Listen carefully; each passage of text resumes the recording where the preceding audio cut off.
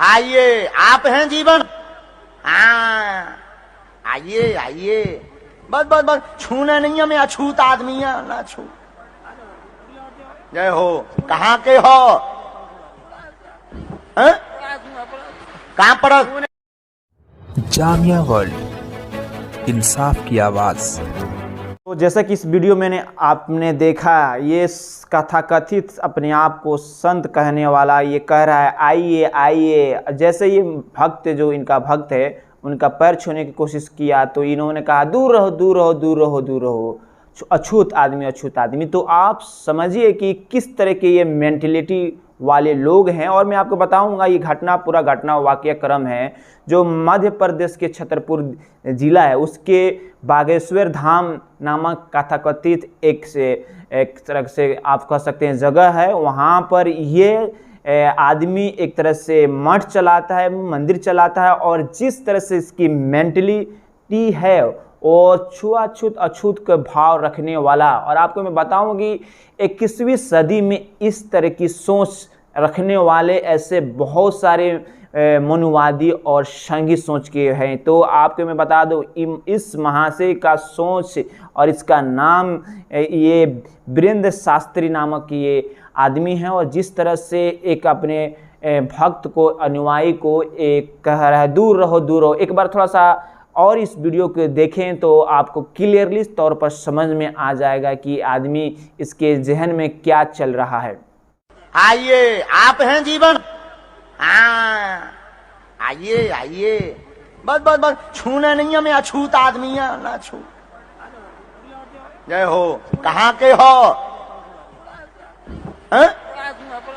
कहाँ पढ़? तो जैसे कि आपने इस वीडियो को 2 बार देख लिया और आपको चीज़ों को मात्र 7 सेकेंड 8 सेकेंड का ये वीडियो आपने जो देखा, आप पूरी इसकी हॉबी इसकी पूरी मेंटलिटी समझ में आ जाएगा कि किस तरह का शख्स है, किस तरह का इसका बयान लगातार आता है। तो मैं आपको बता दूं पिछले अप्रैल में जो घटना पूरा घटी खास तौर पर मध्य प्रदेश में, उसमें इसने अपने एक कथा एक तरह से दे रहा था। उसमें सार्वजनिक तौर पर एक तरह से आह्वान किया हिंदुओं हथियार उठा लो, सरकार कब तक बुलडोजर चलाएगी।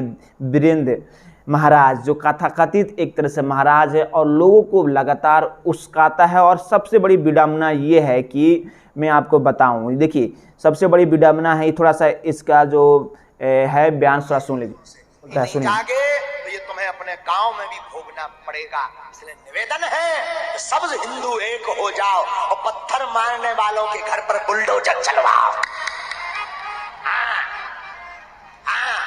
अब कुछ दिन बाद हम भी बुलडोजर खरीदने वाले हैं। अब पैसे। तो देखिए ये किस तरह से मैंने ऑडियो थोड़ा सा सुनाया कि किस तरह से ये बयान देता है और भड़काऊ बयान देता है। सबसे बड़ी विडंबना है कि इसको एक तरह से इसकी नफरती बातों को महिमा मंडित करने के लिए बीजेपी के नेता खुद इसके यहाँ पर पधारते हैं और इसे बढ़ावा देते हैं कि आप इस तरह से बेलगाम एक तरह से बात कर सकते हैं और एक तरह से राजनीतिक तौर पर संरक्षण प्राप्त।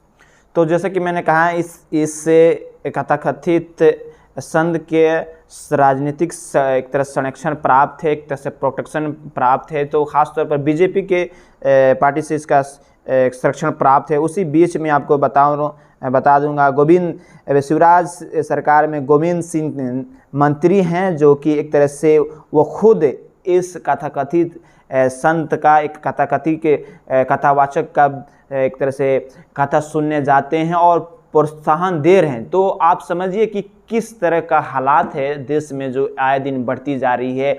और सबसे बड़ा चीज़ है कि जिस तरह से प्रोपेगेंडा एक तरह से नफरती बयान जो बढ़ रही है दिया जा रहा है, उसमें कहा जाता है कि हिंदुस्तान हिंदुओं का देश है और हिंदू राष्ट्र है। तो इसमें आप समझ सकते हैं जिस तरह से ये ये कथाकथित संत ने एक अपने अनुयायी को जो कहा कि दूर रहो अछूत आदमी, तो आप समझ सकते हैं अगर हिंदू राष्ट्र बनता है तो इसमें ओबीसी और ख़ास तौर पर SC ST लोगों का क्या हाल होगा, किस तरह से उस किस श्रेणी में रखा जाएंगे। एक तरह से माना जा सकता है कि वर्ण व्यवस्था रहेगा, जिसमें वर्ण व्यवस्था में सबसे ज़्यादा एक तरह से SC ST और OBC शूद्र माना जाता है। तो कहीं ना कहीं ये सिचुएशन बहुत ही भयावह है और इस तरह का मेंटेलिटी का लगातार प्रचार हो रहा है और बढ़ावा दे रहा है और ऐसे नफरती लोग उनका माला फूलों के माला से स्वागत हो रहा है। तो बड़ी विडंबना है कि ऐसे सार्वजनिक तौर पर बयान देने के बावजूद भी